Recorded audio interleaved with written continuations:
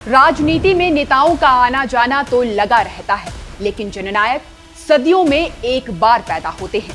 हिमाचल के लिए वो जननायक थे राजा वीरभद्र सिंह।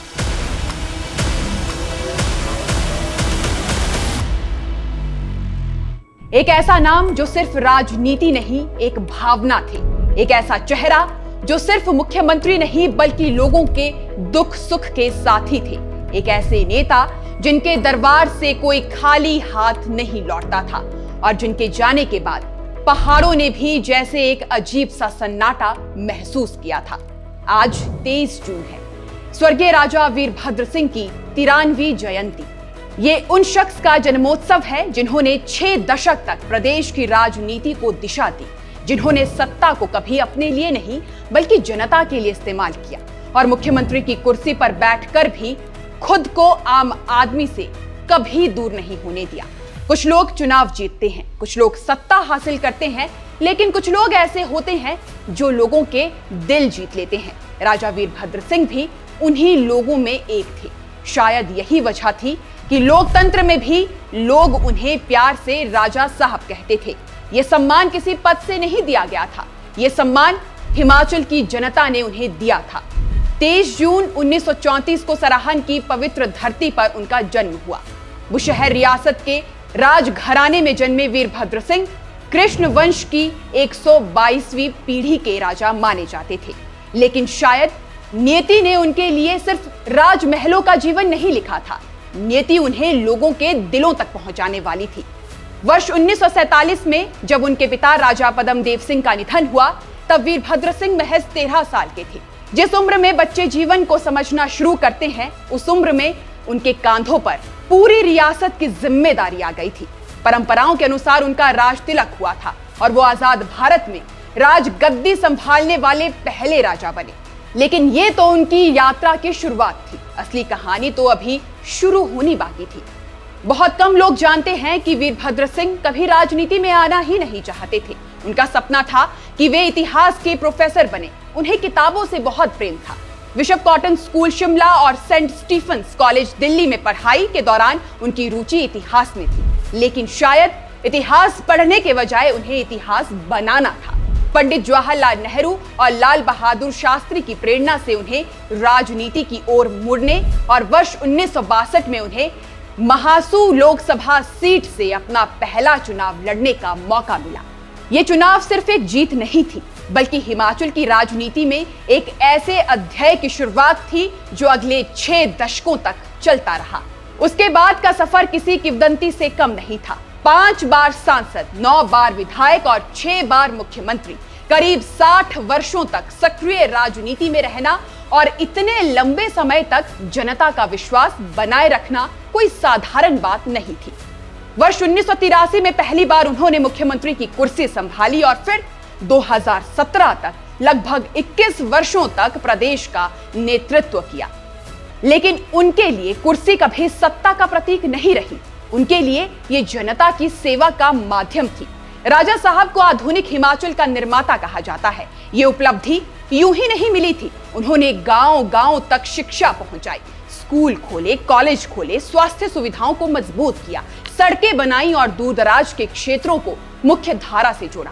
डोडरा, क्वार, पांगी, किन्नौर और लाहौल स्पीति जैसे दुर्गम इलाकों तक सड़कें पहुंची। वे अक्सर कहते थे कि वे शिक्षा के थोक व्यापारी हैं और सचमुच उन्होंने शिक्षा को गांव तक पहुंचाने में ऐतिहासिक योगदान दिया। लेकिन राजा वीरभद्र सिंह को महान सिर्फ उनकी राजनीतिक उपलब्धियां नहीं बनाती, उन्हें महान बनाया उनके मानवीय स्वभाव ने। लोग आज भी ऐसे किस्से सुनाते हैं जिन्हें सुनकर लगता है कि राजनीति में इंसानियत भी जिंदा थी। देवी देवताओं के प्रति अपार आस्था और श्रद्धा के कारण कहा जाता है कि राजा वीरभद्र पर कई शक्तियों का आशीर्वाद था। कई शक्तियां उनके साथ चलती थी, यहां तक कि उनके सपनों में जो भी देवी देवता आते थे, उनके दर्शन के लिए वे दूसरे दिन मंदिर तक पहुंच जाया करते थे। कहते हैं राजा वीरभद्र सिंह जब सोते थे तब भी राजनीति जागती रहती थी। कहानी बड़ी दिलचस्प है। एक बार हिमाचल प्रदेश विधानसभा में चर्चा चल रही थी।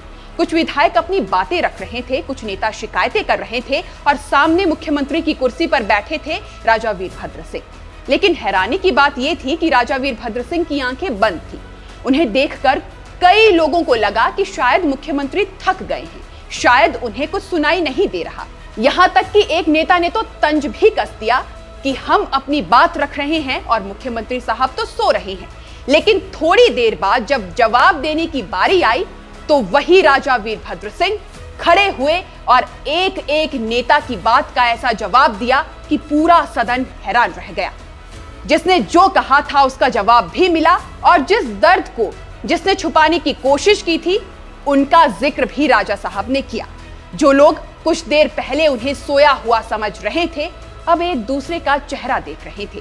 साल 1913 में एक किसान की बेटी एमबीबीएस में चयनित हुई थी। परिवार इतना सक्षम नहीं था कि बेटी की पढ़ाई का खर्च उठा सके।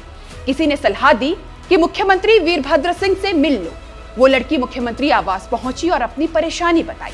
राजा साहब ने बिना एक पल गंवाए कहा, बेटी तुम पढ़ाई करो, पैसों की चिंता मत करो। करीब 5 लाख रुपए की सहायता उन्होंने स्वयं की। आज वही बेटी डॉक्टर बनकर लोगों की सेवा कर रही है। शायद यही कारण है कि लोग उन्हें सिर्फ नेता नहीं बल्कि मसीहा कहते हैं। एक और घटना लोगों की जुबान पर आज भी है। एक खिलाड़ी युवती मुख्यमंत्री कार्यालय पहुंची। उसके पास प्रदेश के लिए जीते गए कई सारे मेडल थे, लेकिन नौकरी नहीं थी। घर गरीब था और शादी तय हो चुकी थी। युवती की बातें सुनकर राजा साहब अपनी कुर्सी से उठे, जेब से पर्स निकाला और उसमें मौजूद सारे पैसे उसके हाथ में रख दिए। फिर वहां बैठे नेताओं और विधायकों से कहा कि इस बेटी की मदद करो। एक बार एक महिला उनके पास पहुंची और बोली कि उसके पास चंबा जाने तक का किराया नहीं है। संयोग से अगले दिन राजा वीरभद्र सिंह भी चंबा का दौरा कर रहे थे। उन्होंने उस महिला को अपने हेलीकॉप्टर में साथ बिठाया और उसे चंबा पहुंचाया। ऐसे किस्से सुनकर समझ आता है कि लोग उन्हें दिलों का राजा क्यों कहते थे। राजनीति में उनके सामने बड़े बड़े दिग्गज आए, विरोध भी हुआ, चुनौतियां भी आई, लेकिन उनका कद कभी छोटा नहीं हुआ। वो अपनी शर्तों पर राजनीति करते थे। दिल्ली में भी उनकी आवाज सुनी जाती थी।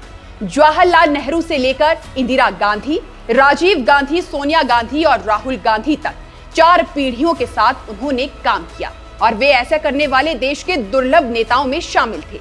लेकिन इतने बड़े राजनीतिक कद के बावजूद उनमें कभी अहंकार नहीं आया। 8 जुलाई 2021 की सुबह जब शिमला से उनके निधन की खबर आई तो ऐसा लगा जैसे हिमाचल का एक युग समाप्त हो गया हो। सिर्फ कांग्रेस कार्यकर्ता नहीं बल्कि हर राजनीतिक विचारधारा के लोग दुखी थे। गांव में लोग रो रहे थे, बुजुर्गों की आंखें नम थी। लोग कह रहे थे कि आज सिर्फ एक नेता नहीं गया बल्कि हिमाचल का सबसे बड़ा जननायक चला गया। लेकिन कुछ लोग शरीर से विदा होने के बाद भी कभी नहीं जाते। वे यादों में, किस्सों में और लोगों के दिलों में जिंदा रहते हैं। राजा वीरभद्र सिंह भी उन्हीं लोगों में से एक है। आज भी जब हिमाचल की राजनीति की चर्चा होती है तो उनका नाम सबसे पहले आता है। आज भी जब विकास की बात होती है तो लोग राजा साहब को याद करते हैं। आज भी जब जनसेवा की मिसाल दी जाती है तब उनकी तस्वीर सामने आ जाती है। आज उनकी 93वीं जयंती पर पूरा हिमाचल उन्हें नमन कर रहा है। शायद आने वाले समय में कई मुख्यमंत्री आएंगे, कई सरकारें बदलेंगी, कई राजनीतिक चेहरे उभरेंगे, लेकिन राजा वीरभद्र सिंह जैसा जननायक बार बार पैदा नहीं होता। ऐसे लोग सदियों में एक बार आते हैं और फिर इतिहास बन जाते हैं। और शायद यही वजह है कि आज भी जब हिमाचल का कोई बुजुर्ग राजा साहब का नाम लेता है तो उसकी आंखों में सम्मान दिखाई देता है और आवाज में अपनापन महसूस होता है। राजा साहब सिर्फ बुशहर रियासत के राजा नहीं थे, वे हिमाचल के दिलों के राजा थे। और जब तक इन पहाड़ों पर देवदार खड़े रहेंगे, जब तक सतलुज बहती रहेगी और जब तक हिमाचल की मिट्टी अपनी खुशबू बिखेरती रहेगी, तब तक स्वर्गीय राजा वीरभद्र सिंह का नाम इसी सम्मान और इसी प्यार के साथ लिया जाएगा। राजा साहब को उनकी 93वीं जयंती पर शत शत नमन।